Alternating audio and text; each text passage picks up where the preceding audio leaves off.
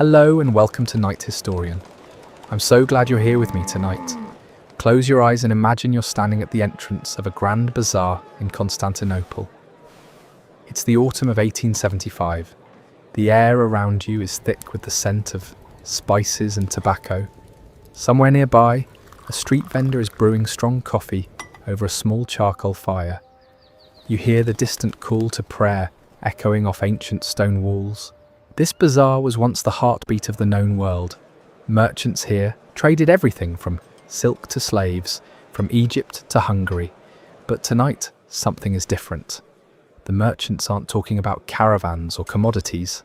They're arguing in hushed, anxious voices about something new. Bonds, pieces of paper denominated in francs and pounds. Promises from a treasury that can no longer keep its word. You feel the weight of this moment without understanding why. Something has shifted. Something that once seemed permanent is beginning to crack. Tonight, I want to tell you the story of how one empire's financial collapse quietly ended 6 centuries of Ottoman global dominance. A story about money, power, and the slow suffocation of the greatest empire the world had ever seen. Before we begin, I hope you don't mind me asking, where are you right now? Are you in a cozy room somewhere, winding down after a long day? Or maybe lying in bed, finally getting that rest you've been putting off? Leave me a comment. Tell me where you're listening from. We may be strangers scattered across the world tonight, but we share this moment together. You are not alone here.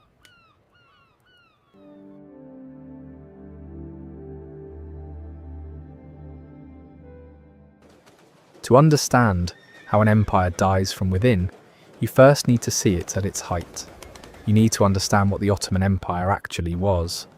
Not the fading relic of history books, but the living, breathing reality of global power that once shaped everything from European politics to African trade routes. Picture this. The year is 1600. A merchant in Vienna locks his shop door at midnight, still serving customers who wandered in from the east. In Cairo, a judge oversees a contract dispute between a Venetian trader and a Jewish merchant, with Arabic as the common language of commerce. A ship departing from the port of Algiers carries Moroccan scholars, Indian spices, and Persian carpets, all moving under one flag, protected by one navy, regulated by one legal system that spanned 3 continents. The Ottoman Empire was not just a country, it was a civilization state that stretched from the gates of Vienna in the west to the Persian Gulf in the east, from the shores of the Red Sea down through North Africa. At its peak, in the 16th and 17th centuries, this was the most powerful political entity on earth. The Sultan in Constantinople did not just rule, he claimed succession from both the Byzantine emperors and Genghis Khan, giving him legitimacy in the eyes of Muslims, Christians and pagans alike. What made the Ottomans remarkable was not just their military, it was their system. The Ottomans developed something historians call the millet system, a form of governance that allowed different religious communities to govern themselves under Ottoman protection. Greek Orthodox Christians, Armenian Christians, Jewish communities, and Muslim Arabs all lived under the same empire with remarkable tolerance for the era. This was not charity, it was shrewd politics. An empire that collects taxes from everyone prospers more than one that persecutes its minorities. The Ottomans also pioneered financial instruments that would not become common in Europe for centuries. They developed early forms of tax farming, state banking, and international credit systems. When European monarchs were still counting coins in their dungeons, Ottoman finance ministers were managing complex trade networks across the Mediterranean, the Black Sea, and beyond. Constantinople, which the Ottomans renamed Istanbul after conquering it in 1453, sat at the absolute centre of this world. The city straddled 2 continents. Its ports saw ships from Venice, Genoa, and the Far East. Its markets traded in goods that would not reach northern Europe for decades. The Grand Bazaar alone contained over 4,000 shops and employed tens of thousands of people. For 500 years, this empire worked. It absorbed shocks, adapted to crises, and maintained order across an almost impossibly diverse population. The Ottoman system was not perfect, no empire is, but it functioned. It provided stability, trade routes, and a framework for coexistence that held for centuries. So what went wrong? How does something this vast, this sophisticated, this deeply entrenched, how does it fall? That is the question we're going to answer together tonight. And the answer begins not with cannons or conquest, but with something far more subtle. It begins with a decision to borrow money.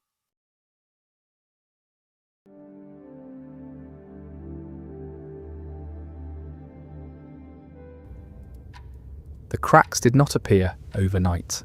They started forming decades before anyone in Constantinople noticed the danger.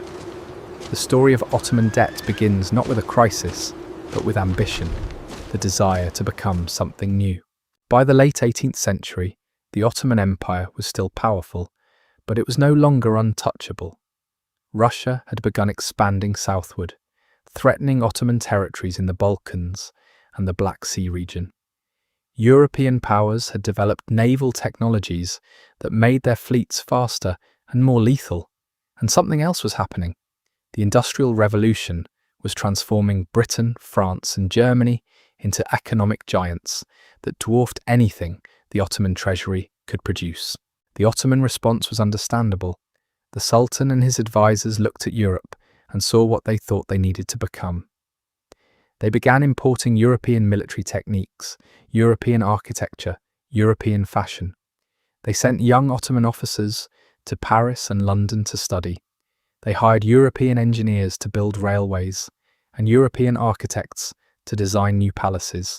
This movement is known to historians as the Tanzimat, a period of reform that began in 1839 and lasted for nearly 4 decades. The reforms were genuine attempts to modernize the empire. New courts were established that gave citizens legal rights. The military was reorganized along European lines. A postal system was created. Schools were founded to teach modern sciences.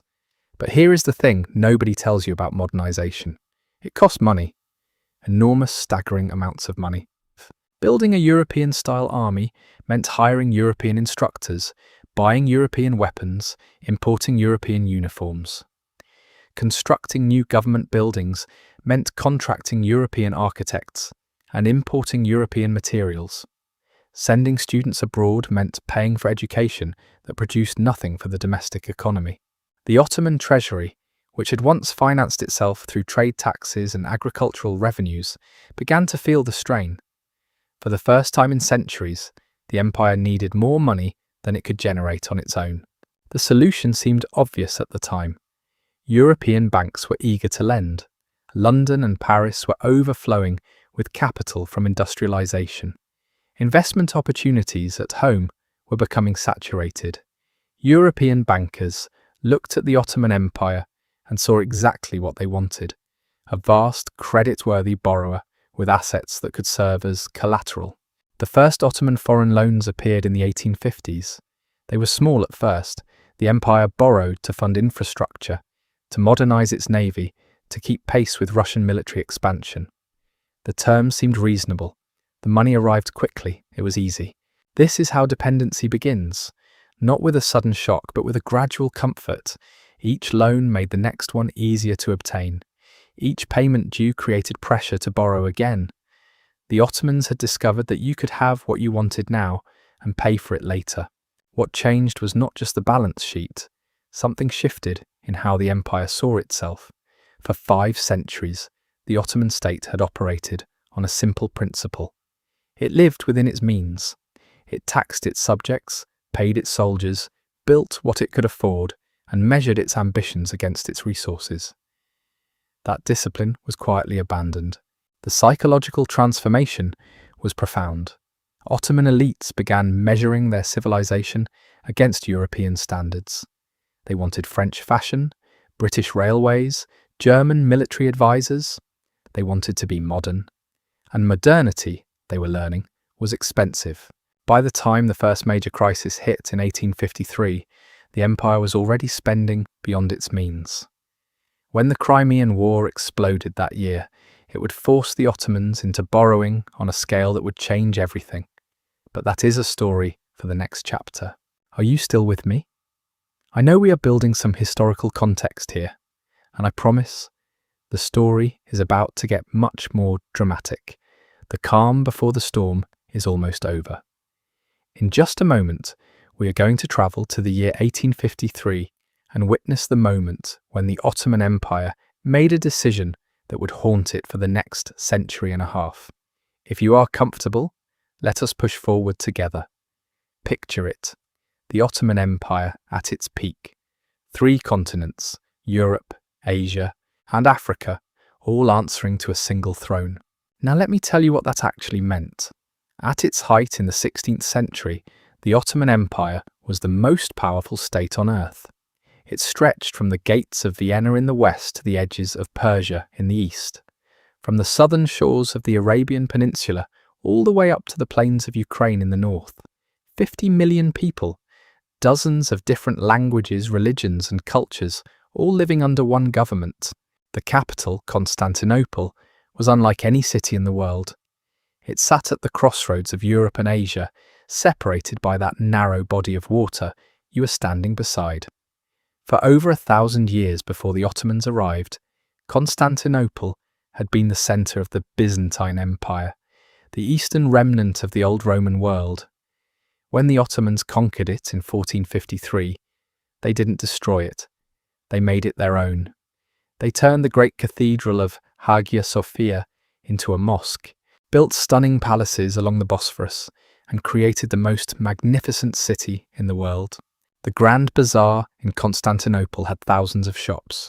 Merchants from India, Persia, North Africa, and deep into Europe all came to trade there.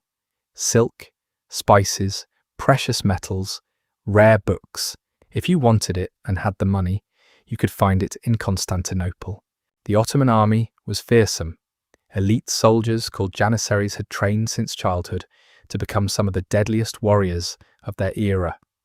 The navy controlled the Mediterranean.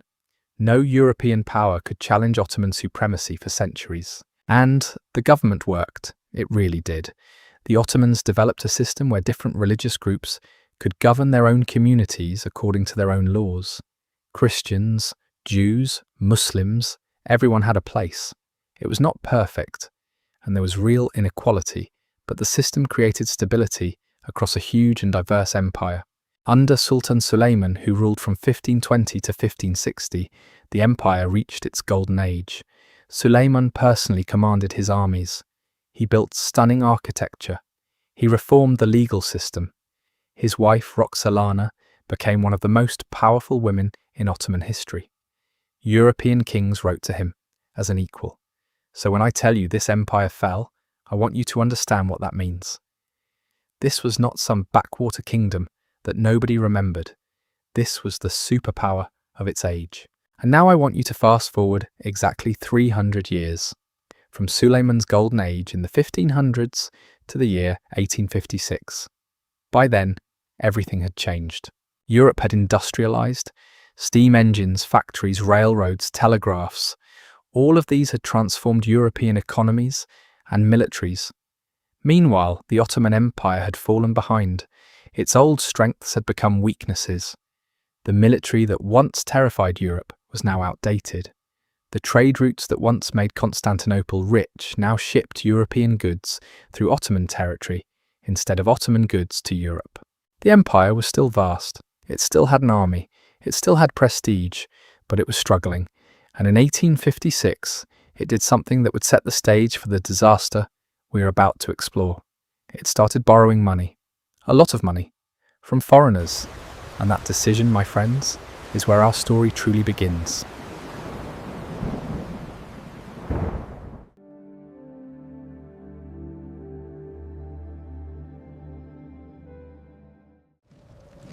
In the autumn of 1853, Russia made its move. Tsar Nicholas I had long viewed the Ottoman Empire as a dying state, a relic that would eventually collapse and leave its territories available for the taking. He wanted control of the Black Sea, access to the Mediterranean, and dominance over Orthodox Christian populations living under Ottoman rule in the Balkans. When Russian troops crossed the Danube into Ottoman territory, Sultan Abdulmajid I faced a decision that would define his reign. He could submit to Russian pressure and watch his empire shrink piece by piece, or he could fight. The Sultan chose to fight, but the Ottoman Empire could not fight Russia alone, so he turned to the great powers of Europe for help. What happened next is one of history's great ironies. The Ottoman Empire, an Islamic state that had fought Christian Europe for centuries, now found itself allied with Britain and France against its old adversary, Russia. This alliance would save the empire from immediate destruction, but it would also saddle it with a debt that would eventually destroy it just as surely. Britain and France had their own reasons for supporting the Ottomans. Russia was expanding southward, and British merchants did not want a Russian stranglehold on trade routes to India and the East. France, under Napoleon III, wanted to position itself as a defender of Catholic interests in the Holy Land. Both powers saw the Ottoman Empire as a useful buffer against Russian ambitions. The war that followed lasted nearly 3 years. It was brutal. Soldiers died by the thousands from disease and combat. The famous Charge of the Light Brigade happened during this war, one of the most infamous military blunders in British history. The Ottomans fought alongside British and French troops, proving that they could be effective allies when properly equipped. But here is what the history books rarely emphasize. The Ottomans did not have the money to pay for this war. Not even close. When the fighting began, the Ottoman treasury contained perhaps 2 months of operating expenses. The war would cost many times that amount. European bankers were more than happy to provide the funds. British and French lenders poured money into Constantinople, offering loans at rates that seemed reasonable but would prove crushing over time. Between 1853 and 1856, the Ottoman Empire borrowed enormous sums from European banks. The amounts were staggering for the era. Each loan came with conditions attached. Each payment due tightened the noose around the Ottoman financial system. There is a detail that most history accounts gloss over. The European banks that lent to the Ottomans were not naive. They were not simply eager investors hoping for good returns. Some historians now argue that British and French financial interests deliberately structured loans in ways that created dependency. They made it easy to borrow, difficult to repay, and nearly impossible to borrow less in the future. Here is how it worked. When you borrow money, you eventually have to pay it back with interest. The more you borrow, the more you owe. But the Ottoman Empire discovered something insidious. The interest payments alone were consuming so much revenue that they needed to borrow even more just to maintain basic operations. It was like trying to escape quicksand by moving faster. The harder you tried, the deeper you sank. By the time the Treaty of Paris was signed in 1856, ending the Crimean War, the Ottoman Empire had won a significant diplomatic victory. Russia was forced to surrender territorial gains. The Black Sea was neutralized. The Ottoman state had proven it could fight alongside European powers and win. But the celebration was premature. The war had cost the equivalent of roughly $200 million in today's currency. More importantly, by 1856, approximately 60% of the Ottoman government's annual revenue was already committed to paying interest on existing debts. The empire had won the war and lost its financial independence in the same breath. The irony was perfect in the worst possible way. The alliance that saved the Ottoman state from Russian conquest also guaranteed its eventual subordination to European economic power. Victory had become a different kind of defeat. In the years that followed, the borrowing continued. The Tanzimat reforms demanded more money. Infrastructure projects demanded more money. Palaces and ceremonies demanded more money. Each decade brought new loans, new creditors, and new conditions attached to Ottoman sovereignty. The empire was drowning slowly, and most people inside Constantinople did not even realize how deep the water had become. I want to pause here for a moment because I know this is a lot of information. You are doing great. We are building the foundation for understanding how this entire system collapsed. In the next section, we are going to see exactly what happened when the debt spiral became too much to sustain. I will show you the numbers, the panic, and the moment when everything finally broke. Stay with me. The story is about to accelerate.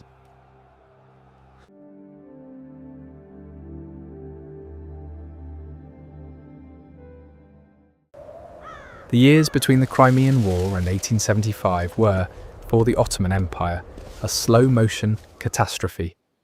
There was no single dramatic moment when everything fell apart. Instead, it was a gradual suffocation, each breath harder than the last, each attempt to draw air meeting resistance that was invisible until it was too late. Let me give you the numbers because they tell the story better than any narrative. By 1875, the Ottoman government owed approximately $200 million to European creditors. That figure sounds abstract, so let me put it in perspective. The entire annual revenue of the Ottoman state at that time was roughly $30 million. The empire was borrowing nearly 7 years' worth of tax revenue, and the interest on that debt was consuming more than half of every dollar the government collected. How did it get this bad?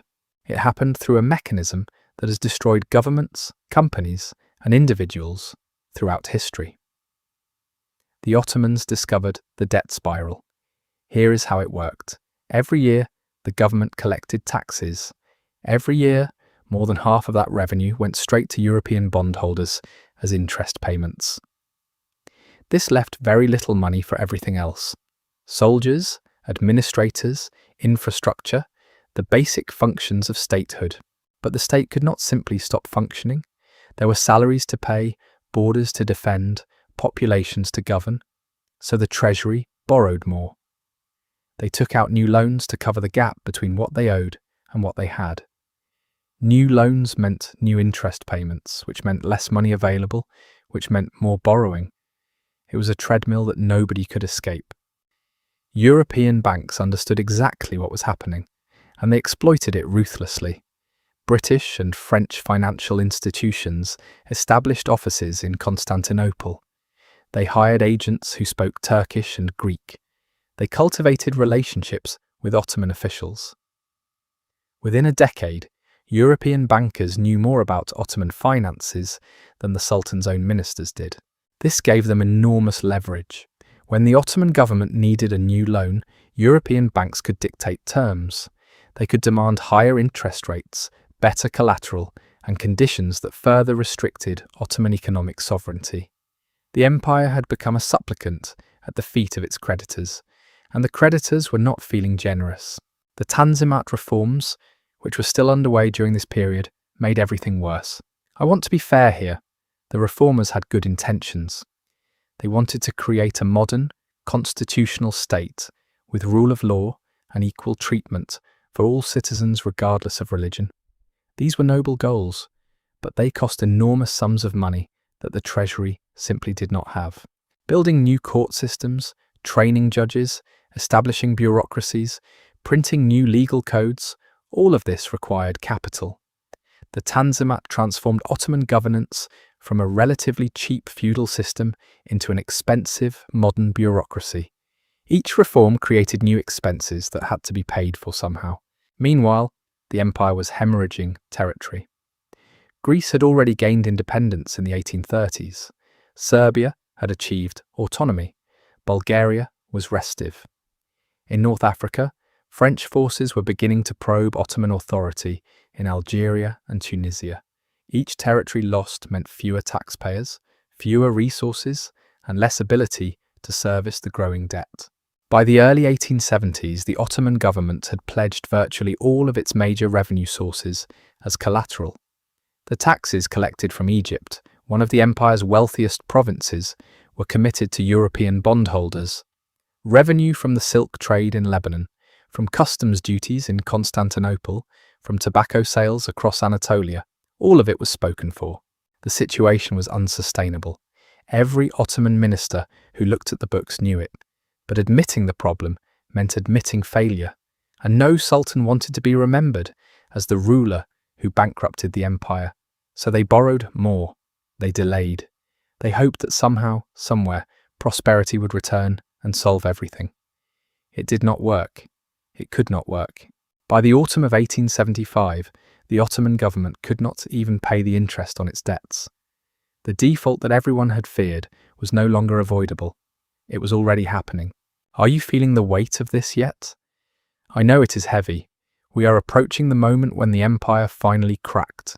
In the next section, I am going to take you inside the default itself, what it sounded like, what it smelled like, how it felt for the people living through it. This is where the story turns dark, but it is essential to understanding what came after. One more section, and we are there. Keep breathing.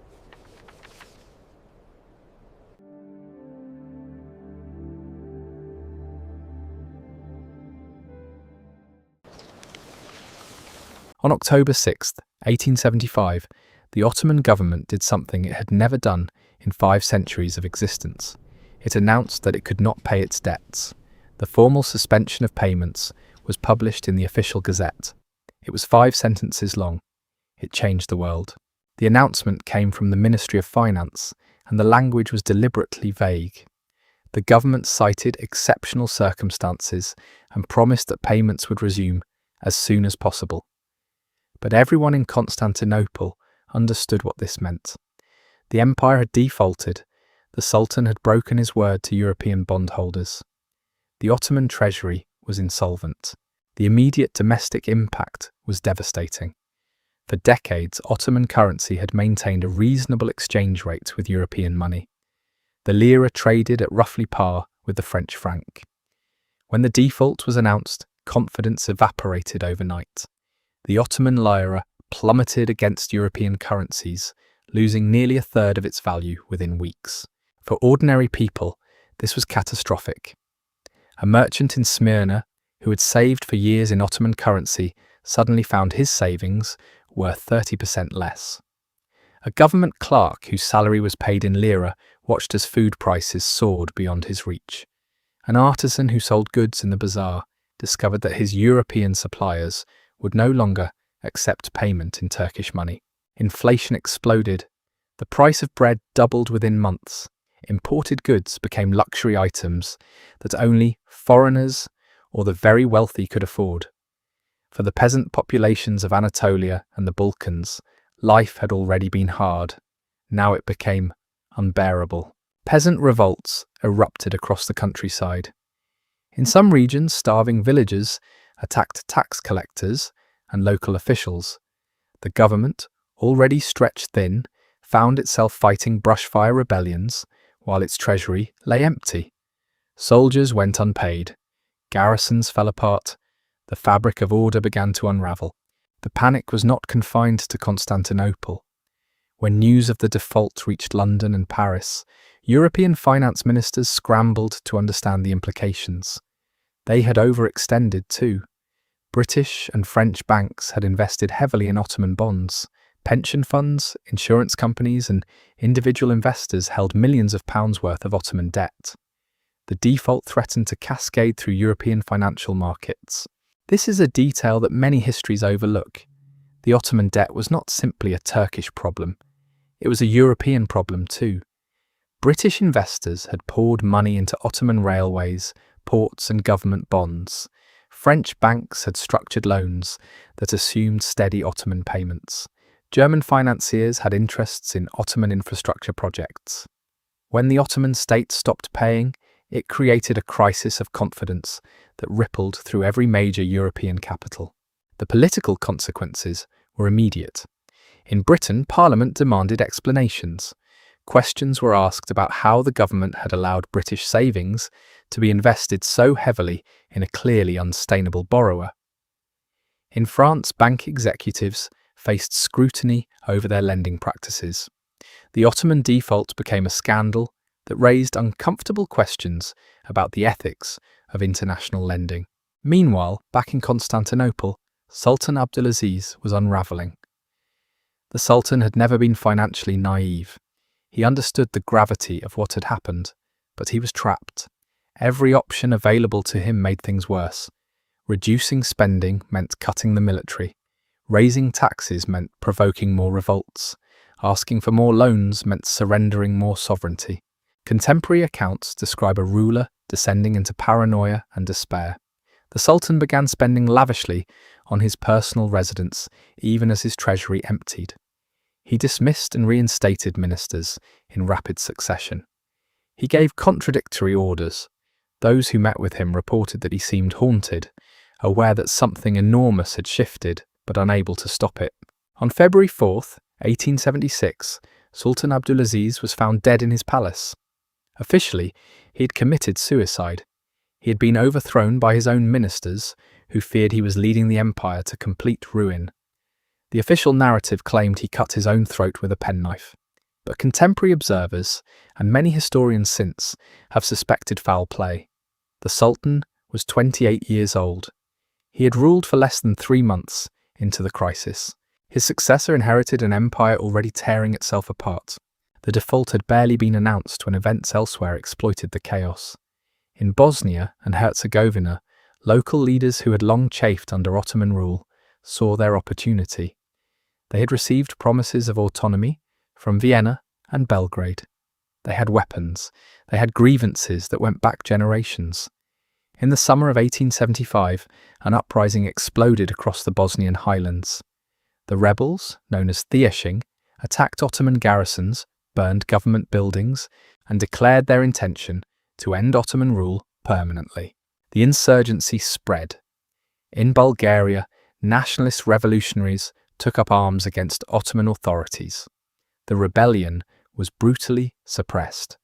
Atrocities were committed on both sides that shocked European public opinion. Russia, which had lost the Crimean War 2 decades earlier, watched with keen interest. The Ottomans were not just financially broken, they were militarily vulnerable. The default had triggered an earthquake. The tremors were still being felt, and the aftershocks would reshape the map of Europe. I know this is heavy. We have reached the darkest point of the story, but I promise you, there is more to tell. The default was not the end. It was the beginning of something even stranger. In the next section, we are going to see how European powers responded to the crisis they had helped create.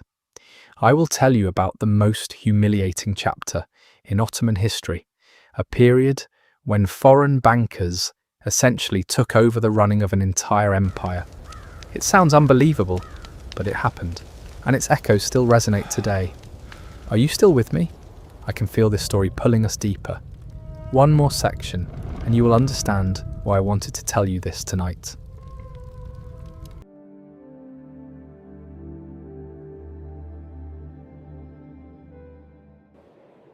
When the Ottoman government defaulted in 1875, European creditors faced a problem. They had lent enormous sums of money to an empire that could not pay it back. They could not simply seize Constantinople. They could not auction off the Sultan, but they needed to recover their money somehow. The solution they devised was, in the words of historian Donald Blaisdell, one of the most remarkable arrangements in the history of modern finance. It was also one of the most humiliating. In December 1881, the Ottoman government signed an agreement that would fundamentally alter its relationship with Europe. The decree, known as the Convention of Düyün-i Umumiye, established a new body called the Ottoman Public Debt Administration. At first glance, it appeared to be simply a debt management organisation. In reality, it was a government within the government. The Düyün-i Umumiye was controlled by a board of European creditors. British, French, German, Italian, and Austrian bondholders received seats on this board. They hired their own staff, maintained their own offices in Constantinople, and answered to their shareholders in London and Paris, not to the Ottoman Sultan. The arrangement was nakedly colonial. The Ottoman government agreed to surrender control of several major revenue sources directly to the debt administration. The board would collect these taxes, deduct its operating expenses and a generous profit margin, and distribute the remainder to European bondholders. Only after all debts were serviced would any money flow back to the Ottoman treasury. Think about what this meant. The Ottoman state was still nominally sovereign. The Sultan still sat on his throne in Topkapi Palace. Ottoman laws still applied in Anatolia and the Balkans. But the financial heart of the empire had been removed and placed in European hands. Here is what the Europeans took control of. They took the salt monopoly. For centuries, the Ottoman government had controlled the production and sale of salt throughout the empire. Salt was essential for food preservation, and the tax on it generated steady, reliable revenue. That revenue now went to European bondholders. They took the tobacco monopoly. Tobacco was enormously popular throughout the Ottoman territories. The tax on tobacco sales had been a major source of government income. Now Europeans collected it. They took the silk tax in Lebanon. They took customs duties from certain ports. They took portions of revenue from railways, mines and forests. The list went on. By the time the arrangement was fully operational, the Duyunu Umumiye was collecting roughly a third of all Ottoman government revenue. The board of the debt administration became, in effect, a shadow government. They had the power to veto budget decisions. They could refuse to release funds for military expenses or administrative costs. They published their own reports, maintained their own archives, and operated with complete independence from Ottoman oversight. Ottoman ministers, who wanted to spend money on anything, roads, schools, salaries, had to petition the debt administration for permission. In practice, the European board usually said no. They were not interested in funding Ottoman development. They were interested in recovering their investments. Historians rarely draw the comparison, but what happened to Ottoman finances in 1881 was a form of neo-colonialism. It predated the formal decolonization movements of the 20th century by 60 years. It demonstrated that European powers had developed tools for controlling foreign states without conquering them by force. Financial dependency could achieve what military occupation could not: permanent subordination disguised as legitimate commerce. The Ottoman Empire still existed. The Ottoman flag still flew over Constantinople. The Ottoman army still marched. But the empire had been hollowed out. Its capacity for independent action had been gutted. It could not build a railway without European approval. It could not negotiate a trade agreement without consulting its creditors. It could not even determine its own budget without the debt administration's sign-off. This is the part of the story that few people know. The great European powers did not need to partition the Ottoman Empire immediately. They had already claimed the most valuable part, the treasury. They had extracted economic sovereignty while leaving the empty shell of political independence. The arrangement lasted for decades. The debt was never fully paid off during the Ottoman period. Each year, the debt administration collected Ottoman money and sent it to European bondholders. Each year, the empire fell further behind. And then, in 1914, the First World War began. Everything changed. Before we move to that story, I want you to sit with this for a moment. You have just learned about a system of control that sounds almost science fictional. An empire governed by its own creditors, a treasury run by foreign bankers, a state that existed in name only. This is not ancient history. This is the direct ancestor of debt restructuring agreements we still see today.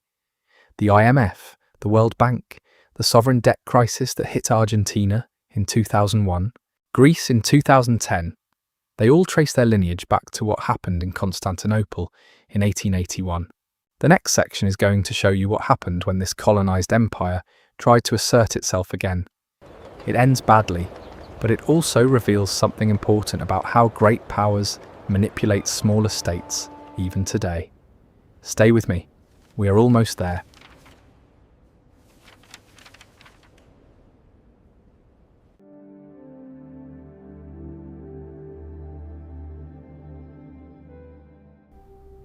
The phrase entered common usage in 1853.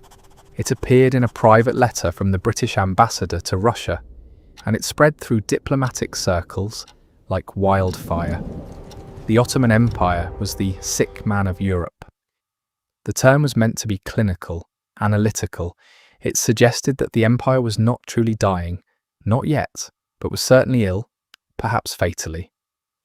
The great powers debated over the patient's bedside, like doctors at a consultation, arguing about which of them would inherit the body when it finally expired.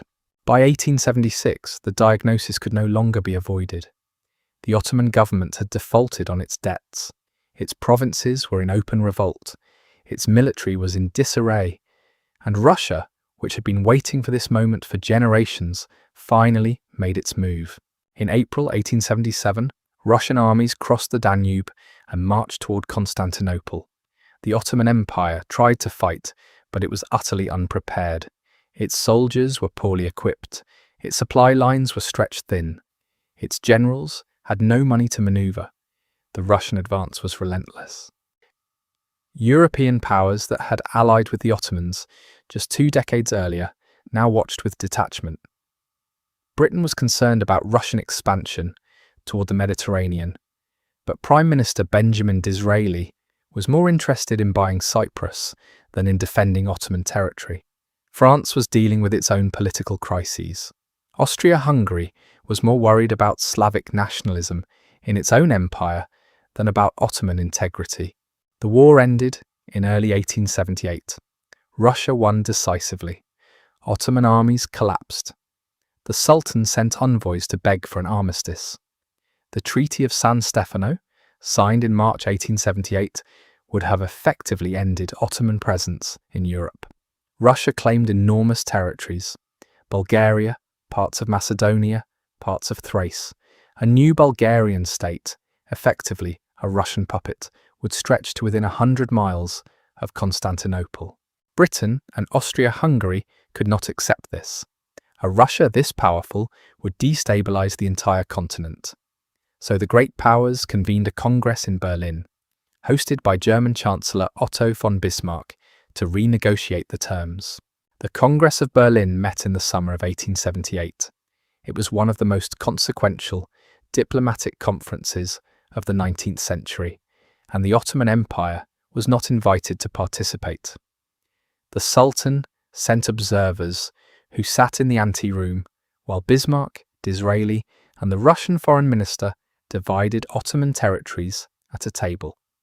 Let me tell you what they decided. Romania, which had technically been an autonomous principality under Ottoman suzerainty, was recognized as fully independent. Serbia achieved the same status. Montenegro expanded its borders significantly. Bulgaria was granted autonomy, but was carved into 2 pieces, a larger northern section and a smaller southern region, to prevent it from becoming too powerful or too close to Russia. Bosnia and Herzegovina, still technically Ottoman territory, was handed to Austria-Hungary for occupation and administration. The Ottomans were not consulted, they simply lost it. These decisions were implemented regardless of what the local populations wanted. Nationalities were split. Historic regions were divided. Families that had lived together for centuries found themselves separated by new borders. The Congress drew lines on a map without any regard for the human geography on the ground. Here is the paradox that strikes me every time I read about this period. The Ottoman Empire was still paying its debts. The Duyunu Umumiye was still collecting Ottoman revenue and sending it to European bondholders. The empire was giving away territory while simultaneously being stripped of the money to defend it. It was selling its possessions to pay for the privilege of being robbed. The empire survived 1878, but it was diminished beyond recognition. It had lost its most productive European territories. It had lost Bosnia. It had lost influence over regions it had governed for centuries. The flag still flew over Constantinople, but the empire that flag represented was now a rump state, squeezed between Russia, Austria-Hungary, and the newly independent Balkan states. In the years that followed, the losses continued. France took Tunisia in 1881. Britain occupied Egypt in 1882. The Ottoman state contracted like a balloon with holes in it. Each year, each decade, there was less of it. But the debt remained. The Duyunu Umumiye kept collecting. The bondholders kept receiving their payments. This is the detail that most histories omit. The Ottoman Empire paid its debts after 1878, not from prosperity, but from desperation. It sold what it could, squeezed its remaining subjects, and sent every available para to European creditors while watching its territories slip away. We are reaching the end of the story now. The final section will take us from 1878 to 1922, the last decades of an empire in continuous retreat. I will show you how the bankruptcy of 1875 set in motion events that would eventually lead to the First World War, to the Sykes-Picot Agreement, and to the modern Middle East as we know it today. One more breath. The end is in sight. Are you still holding on?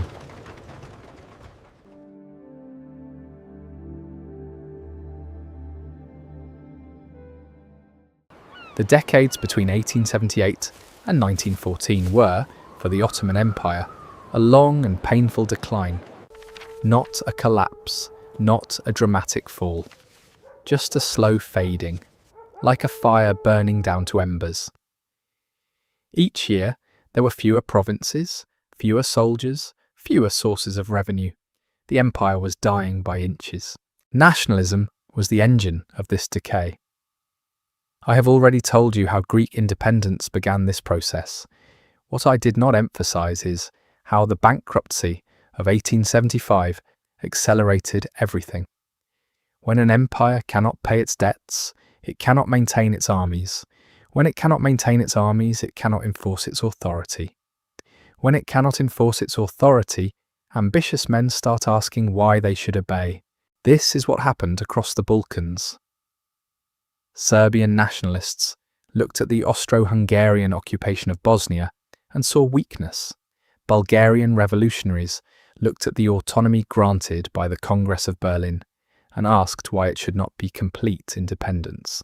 Romanian intellectuals studied their new nation's constitution and began agitating for Ottoman recognition of what everyone knew was already a sovereign state. The Ottoman government could do almost nothing. It was still paying the dunu umumiye. It was still sending revenue to European bondholders. It had no money for military modernization, no funds for infrastructure, no resources to suppress rebellions. Each nationalist victory weakened the centre, and each weakening of the centre encouraged more nationalism. Arab nationalism emerged later, but it was perhaps the most consequential. For centuries, Arabs had governed much of the empire's territory. They had served as soldiers, administrators, scholars, and merchants under Ottoman rule. Many Arabs had converted to the idea of a shared Islamic civilization under the Sultan Caliph in Constantinople. But as the empire shrank, Arabs began to notice something troubling. The Turks were retreating.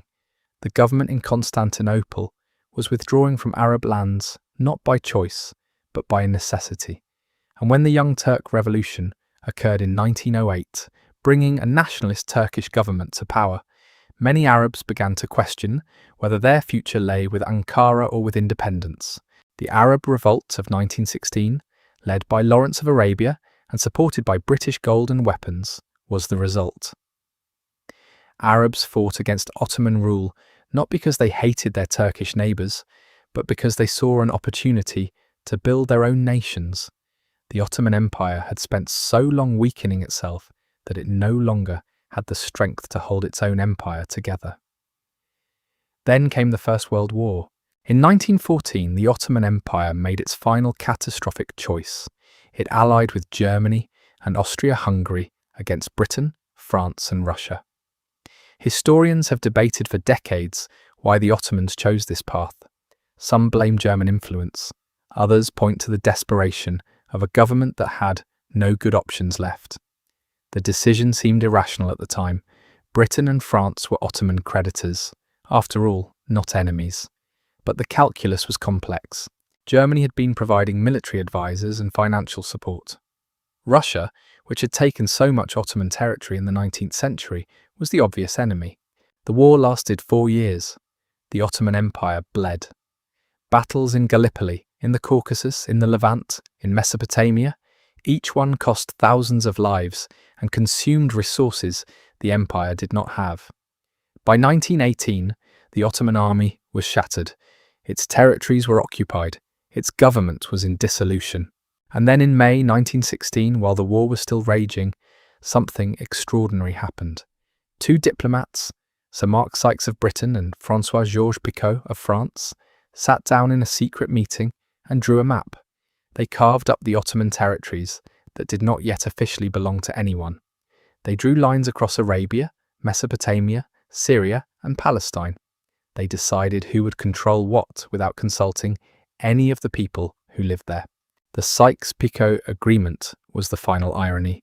The same European powers that had lent money to the Ottoman Empire, that had created the debt crisis, that had established the Düyün-ü Umumiye to collect Ottoman taxes, those same powers were now dividing up Ottoman territory as if the empire were already dead.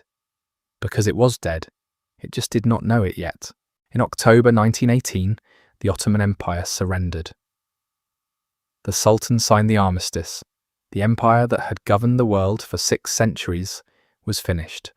What remained would become the Republic of Turkey under Mustafa Kemal, a rump state carved from the wreckage of an empire that had died of wounds first inflicted in 1875.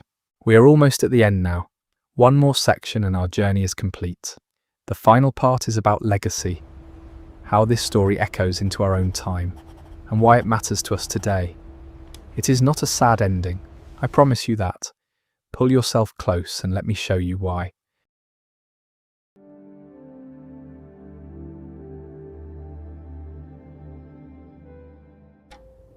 We have reached the end of our journey together, but before I let you drift off, I want to show you why this story still matters today. What happened to the Ottoman Empire in 1875 was the first modern sovereign debt crisis. The pattern that destroyed the Ottomans has repeated itself many times since. In 1997, Thailand defaulted on its debts and triggered the Asian financial crisis. Currency values collapsed across the region. Economies that seemed prosperous were hollowed out overnight. Sound familiar? In 2001, Argentina defaulted on $81 billion. The Argentine economy imploded, unemployment soared. People lost everything they had saved. The mechanisms change. The outcome does not. Here is something almost unbelievable. The Ottoman Empire's debt was not fully paid off until 2014. 139 years after 1875, some version of Ottoman bonds was still being serviced. The empire had ceased to exist for decades, yet money was still flowing to creditors from territories it once ruled. This is the real legacy, not just the fall of an empire, but a blueprint for how financial power can accomplish what armies could not. European bankers did not need to conquer Constantinople. They simply needed to lend it money it could never repay. The Ottoman Empire sleeps now. Its territories are divided into dozens of nations. The empire that made the sun seem to shine on its dominions has become a chapter in history books. But the patterns it suffered are still with us, dressed in different clothes, waiting for the next borrower who forgets that debt always comes due. Let it go now. The candles are burning low. Somewhere, the call to prayer echoes one last time across the water, and the empire rests at last. Thank you for being here tonight. Sleep well.